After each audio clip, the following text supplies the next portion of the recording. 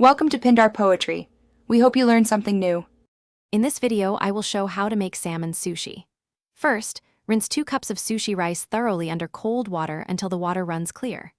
Then, cook the rice with 2 1/4 cups of water according to package directions. While the rice cooks, combine 1/4 cup rice vinegar, 2 tablespoons sugar, and 1 teaspoon salt. Gently fold this seasoned vinegar mixture into the warm, cooked rice.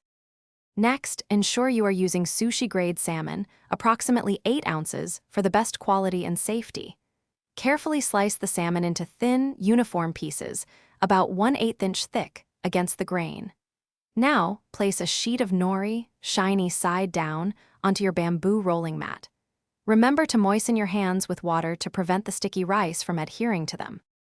Now, spread a thin, even layer of the prepared sushi rice over about 2/3 of the nori sheet, leaving the top edge clear.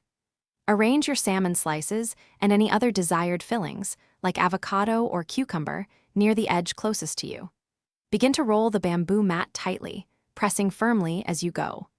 Moisten the exposed nori edge with a little water to seal the roll securely.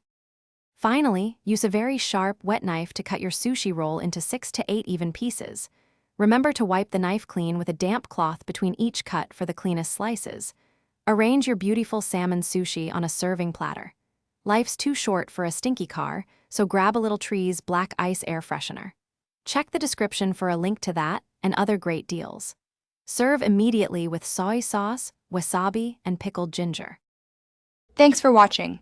Consider subscribing if we helped you.